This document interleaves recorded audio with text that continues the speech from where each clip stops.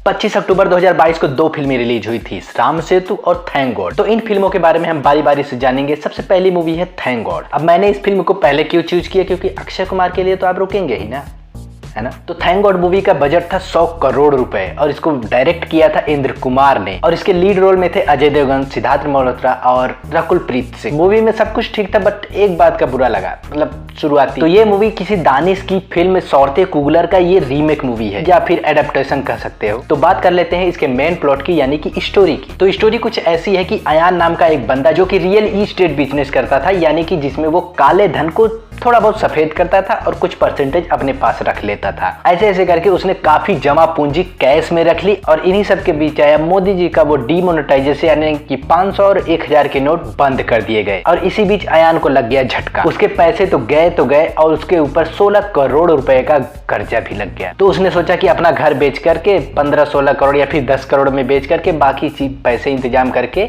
कर्जा चुका देगा। बट उसका घर भी नहीं बिक रहा था जल्दी, डीमोनेटाइजेशन में उसका घर खरीदेगा कौन। तो कर्जा भरने की बात ही छोड़। इन्हीं सब के बीच अयान इतना फ्रस्ट्रेट हो जाता है कि वो भगवान के सामने भीख मांगने लगता है, बट अपने किए गए काले कामों पर कभी भी ध्यान नहीं देता। और इन्हीं सब के बीच उसका हो जाता है एक कार एक्सीडेंट और वो एक सीरियस कंडीशन में जिंदगी और मौत और नर्क और स्वर्ग के बीच में लटक जाता है। और जब उसकी आंखें खुलती है तो वो चित्रगुप्त के सामने बैठा होता है, यानी कि स्वर्ग में, और जहां पर शुरू होता है गेम ऑफ लाइफ। तो क्या अयान ये गेम जीत पाता है या फिर नहीं, ये आपको मूवी देखने के बाद पता चल ही जाएगा। अब देखो, इस मूवी की स्टोरी यूनिक थी, यानी कि स्ट्रॉन्ग थी, बट इस मूवी का डाउनफॉल सिद्धार्थ मल्होत्रा की ओवर एक्टिंग थी। इतना ज्यादा इस मूवी में इस बंदे ने ओवर एक्टिंग की है, वो भी अजय देवगन के सामने। पता नहीं कैसे मूवी को शूट किया गया और कैसे रिलीज किया गया। इसके पहले भी सिद्धार्थ मल्होत्रा ने इतनी अच्छी एक्टिंग की थी, बट इस फिल्म में उसको सीरियस मूवी ही दो, कॉमेडी तो उसके बस की नहीं है। और बात करें अगर डायलॉग्स और कॉमेडी की, तो आपको 90% या फिर 80 से 85% कॉमेडी या फिर मेन सीन आपको ट्रेलर में ही देखने को मिल जाएगा। अगर इस मूवी को देखना है ट्रेलर मत देखना, ट्रेलर अगर आपने देख लिया तो पूरी स्टोरी समझ जाएंगे और मूवी देखने की जरूरत नहीं। तो इसलिए अगर इस मूवी का ट्रेलर या फिर क्लिप्स आपने नहीं देखे हैं तो ये मूवी आपको थोड़ा बहुत हंसा सकती है। अगर बात करें इसके बीजीएम की, तो ठीक ठाक था और इसका बैकग्राउंड साउंड इफेक्ट ऐसा लग रहा था जैसे कोई यूट्यूब वीडियो चल रहा हो। जैसे साउंड इफेक्ट नॉर्मली सब यूज करते हैं कॉमेडी को शो करने के लिए कि हाँ यहाँ पर पंच मारा गया है, तो उस टाइप का साउंड इफेक्ट यूज किया गया है। मतलब जबरदस्ती का कॉमेडी बताया जा रहा है, हाँ यहाँ पर पंच मारा गया है, हंसो।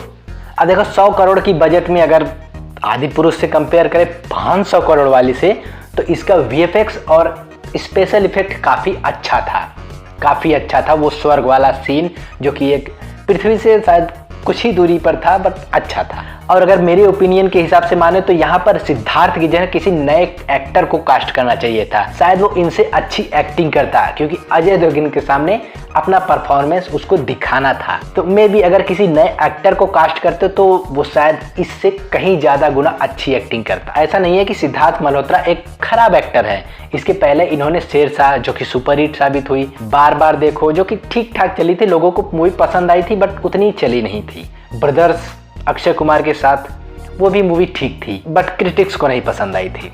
पब्लिक को फाइट सीक्वेंस में उतना मजा नहीं आया था, बट स्टोरी ठीक थी। एक विलेन जो कि उनकी सुपरहिट मूवी है, जिसका सेकेंड सीक्वल। देखो, इस मूवी को अगर एक लाइन में बोलूं तो इस मूवी का मकसद ये था, किसी आम इंसान के द्वारा अनजाने में की गई गलतियां किसी बड़े प्रॉब्लम का कारण बन सकती हैं, इस चीज के बारे में बहुत ही अच्छे से दिखाया गया है। ओके, तो दूसरी मूवी है अक्षय कुमार स्टारर राम सेतु, जो कि मोस्ट अवेटेड मूवी थी। अक्षय कुमार की इस साल की 5वीं फिल्म थी, जो कि लोगों को उम्मीद थी कि ये मूवी कुछ नया लेकर आएगी, कुछ हमें नया प्रेजेंट करेगी, बट फिर से वही चीज, हर जगह अक्षय अक्षय अक्षय। अब देखो, अक्षय की प्रॉब्लम ये है कि उसकी मेमोरी पावर स्ट्रांग है, बट और लोगों की एक्टिंग, मूवी के सारे डायलॉग्स तुम अकेले याद करके बोल रहे हो, तो बाकी एक्टर्स साइड फील करते हैं, उनका कुछ पता ही नहीं चलता है मूवी में वो है या कि नहीं है, कोई फर्क नहीं पड़ता। अक्षय कुमार अकेले संभाल देता है, बट पब्लिक भी ये चीजें बार बार देखते देखते बोर हो चुकी है। तो इस मूवी को डायरेक्ट किया था अभिषेक शर्मा ने और इस मूवी का बजट था 150 करोड़ रुपए, जिसका वीकेंड कलेक्शन बस 35 करोड़ रुपए आया है। कम से कम 70 से 80 करोड़ अगर वीकेंड कलेक्शन आया होता तो उम्मीद थी कि ये मूवी अपना कुछ फायदा निकाल सकती थी, बट ये मूवी भी उन्हीं 4 फिल्मों की तरह डिजास्टर साबित होने वाली है। ऐसा अब तो क्लियर हो चुका है क्योंकि इतने दिन मूवी रिलीज होने को हो गए, मूवी 50 करोड़ भी नहीं पहुंच पाई। तो अक्षय कुमार का इस मूवी में रोल ये है कि ये एक आर्कियोलॉजिस्ट होता है जो कि किसी भी मिस्ट्री को, जो कि पुरानी हिस्ट्री है, साइंटिफिकली प्रूव करता था कि हाँ ये चीजें हैं या फिर नहीं है। ये चीजें वहां पर ग्राउंडेड जाकर के प्रूव करता था। अब देखो पब्लिक को भी काफी चीजें साफ साफ दिखने लगी हैं कि पब्लिक को अब नहीं बनाया जा सकता क्योंकि मूवी में इतनी सारी गलतियां हैं जो कि एक नॉर्मल पब्लिक को भी आसानी से दिख जाती हैं।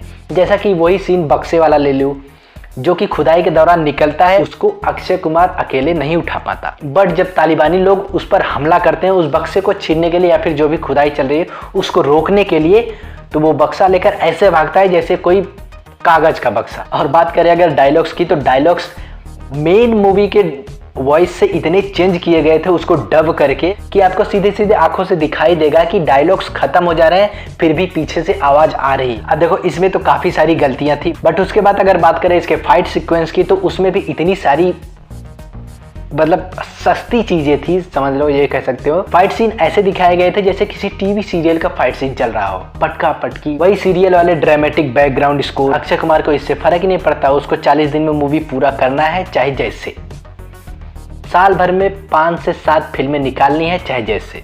अब देखो अक्षय पाजी से बस एक ही रिक्वेस्ट है कि पाजी अब रुक जाओ, थोड़ा स्लो, अच्छे से पोस्ट प्रोडक्शन में भी थोड़ा सा ध्यान दे दो अपनी मूवीज को। अब आपके अकेले तो मूवी चलेगी नहीं, उसमें और भी सपोर्टिंग एक्टर्स का भी काफी बड़ा रोल होता है। जैसे कि जैकलीन और नुसरत का कोई भी ज्यादा बड़ा काम नहीं था, बस उसको एक मूवी में फिलर के तौर पे यूज किया गया। अब देखो ये मैं नहीं कर रहा हूँ कि मुझे बस मूवी खराब लगे, आप अपने थिएटर्स के नंबर देख सकते हैं। अगर आपकी मूवी में एफर्ट्स होते तो पब्लिक अपने आप जाती देखने।